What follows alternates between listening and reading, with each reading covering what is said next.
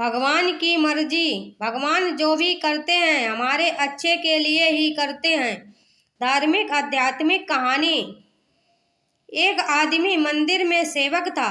उसका काम मंदिर की साफ सफाई करना था।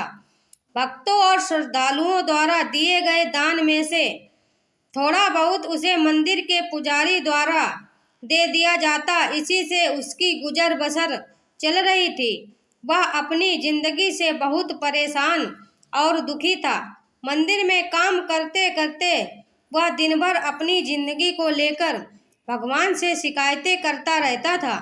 एक दिन शिकायत करते हुए वह भगवान से बोला, भगवान जी, आपकी जिंदगी कितनी आसान है।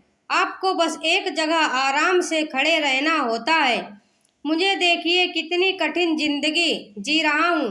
मैं दिन भर कड़ी मेहनत करता हूँ, तब कहीं दो समय की रोटी नसीब हो पाती है। काश मेरी जिंदगी भी आपकी तरह होती। उसकी बात सुनकर भगवान बोले, तुम जैसा सोच रहे हो वैसा नहीं है। मेरी जगह रहना बिल्कुल आसान नहीं है। मुझे बहुत सारी चीजें देखनी पड़ती हैं, बहुत सी व्यवस्थाएं करनी पड़ती हैं। ये हर किसी के बस की बात नहीं है। भगवान जी, कैसी बात कर रहे हैं आप? आपका काम आसान ही तो है। आपकी तरह तो मैं भी दिन भर खड़े रह सकता हूँ। इसमें कौन सी बड़ी बात है? मंदिर का सेवक बोला, तुम नहीं कर पाओगे। इस काम में बहुत धैर्य की आवश्यकता पड़ती है।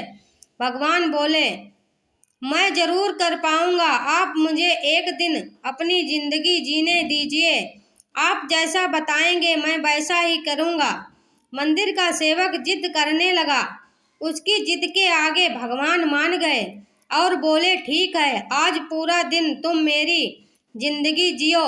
मैं तुम्हारी जिंदगी जीता हूँ, लेकिन मेरी जिंदगी जीने के लिए तुम्हें कुछ शर्तें माननी होंगी। मैं हर शर्त मानने को तैयार हूँ। सेवक बोला। भगवान बोले, ठीक है, तो ध्यान से सुनो।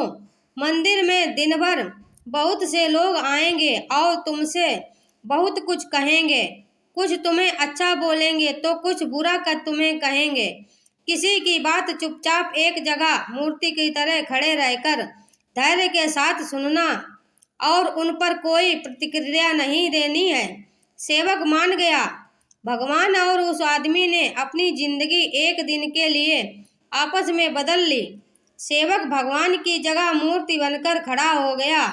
भगवान मंदिर की साफ सफाई का काम निपटाकर वहां से चले गए। कुछ समय बीतने के बाद मंदिर में एक धनी व्यापारी आया। भगवान से प्रार्थना करते हुए बोला, भगवान जी, मैं एक नई फैक्ट्री डाल रहा हूँ। मुझे आशीर्वाद दीजिए कि यह फैक्ट्री अच्छी चलती रहे और मैं इससे अच्छा मुनाफा कमा पाऊँ। प्रार्थना करने के बाद वह प्रणाम करने के लिए नीचे झुका तो उसका बटुआ गिर गया। जब वह वहां से जाने लगा तो भगवान की जगह खड़े मंदिर के सेवक का मन हुआ कि उसे बता दें कि उसका बटुआ गिर गया है, लेकिन शर्त के अनुसार उसे चुप रहना था। इसीलिए वह कुछ नहीं बोला और खामोश खड़ा रहा। इसके तुरंत बाद एक गरीब आदमी वहां आया और वो भगवान से बोला, भगवान जी, बहुत गरीबी में जीवन काट रहा हूँ। परिवार का पेट पालना है, माँ की दवाई की व्यवस्था करनी है। समझ नहीं पा रहा हूँ कि इतना सब कैसे करूँ। आज देखो मेरे पास बस 1 रुपया है, इससे मैं क्या कर पाऊंगा। आप ही कुछ चमत्कार करो और मेरे लिए धन की व्यवस्था कर दो। प्रार्थना करने के बाद जैसे ही वह जाने को हुआ, उसे नीचे गिरा व्यापारी का बटुआ दिखाई दिया। उसने बटुआ उठा लिया और भगवान को धन्यवाद देते हुए बोला, भगवान जी, आप धन्य हैं। आप मेरी प्रार्थना इतनी जल्दी सुन ली। इन पैसों से मेरा परिवार कुछ दिन भोजन कर सकता है। माँ की दवाई की व्यवस्था भी हो जाएगी। भगवान को धन्यवाद देकर वह वहां से जाने लगा। तब भगवान बने मंदिर के सेवक का मन हुआ कि उसे बता दें कि वह बटुआ तो व्यापारी का है, उसे मैंने नहीं दिया है। वह जो कर रहा है वह चोरी है। लेकिन वह चुप रहने के लिए विवश था, इसीलिए मन मार कर चुपचाप खड़ा रहा। मंदिर में आने वाला तीसरा व्यक्ति एक नाविक था। वह 15 दिन के लिए समुद्री यात्रा पर जा रहा था। भगवान से उसने प्रार्थना की कि उसकी यात्रा सुरक्षित रहे और वह सकुशल वापस आ सके। वह प्रार्थना कर ही रहा था कि धनी व्यापारी वहां आया। वह अपने साथ पुलिस भी लेकर आया था।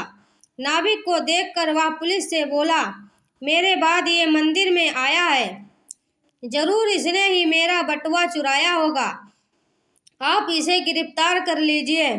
पुलिस नाविक को पकड़ कर ले जाने लगी।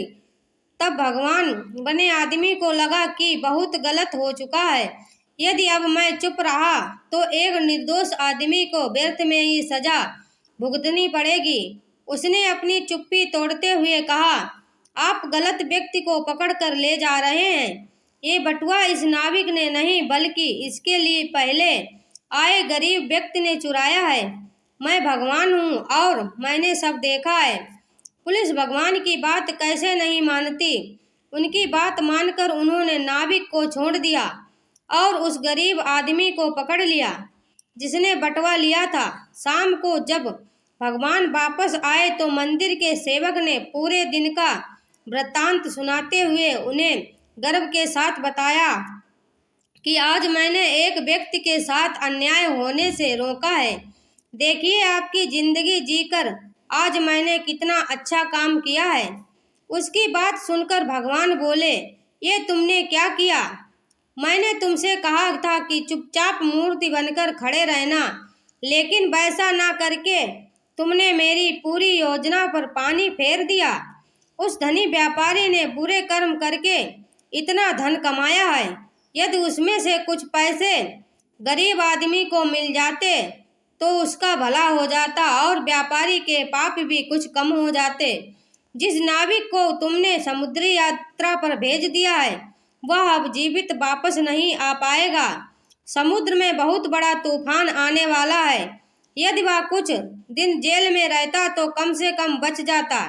सेवक को यह सुनकर एहसास हुआ कि वह तो बस वही देख पा रहा था जो आंख के सामने हो रहा था।